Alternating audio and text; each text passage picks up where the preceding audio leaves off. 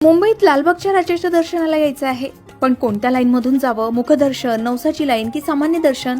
बाहेरगावून येणाऱ्यांसाठी कोणत्या खास सूचनांचं पालन करावं आणि प्रवेश कुठल्या गेट मधून मिळतो, हे सगळं जाणून घेऊया. लालबागच्या राजाच्या दर्शनासाठी 3 गेट्स मधून प्रवेश आहे.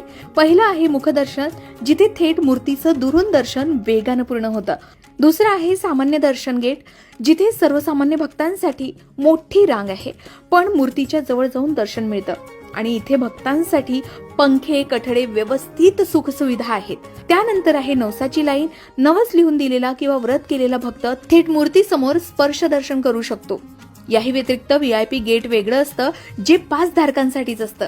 मुख्य रांग ही लालबाग मार्केट म्हणजे लालबाग फ्लायओव्हर पासून सुरू होते. गर्दीनुसार कधी कधी ही रांग परेल, करी रोड, भायखळापर्यंत पोहोचते. प्रत्येक लाईनसाठी स्वतंत्र मार्गदर्शक फलक आणि पोलीस स्वयंसेवक असतात. त्यांचं मार्गदर्शन नक्की घेऊ शकता. त्यानंतर गणेश चतुर्थीपासून सुरुवातीचे 3 दिवस हे सर्वात जास्त गर्दीचे असतात, म्हणून हे 3 दिवस टाळावेत. शक्य असेल तर 4थ्या दिवसानंतर किंवा रात्रीच्या वेळेस दर्शनास यावं, जेव्हा तुलनेनं गर्दी कमी मिळते.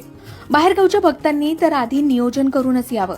लालबागच्या राजाचं दर्शन घेण्यासाठी या सगळ्या गाईडलाईन लक्षात ठेवा आणि आपल्या वेळेनुसार योग्य लाईन निवडा.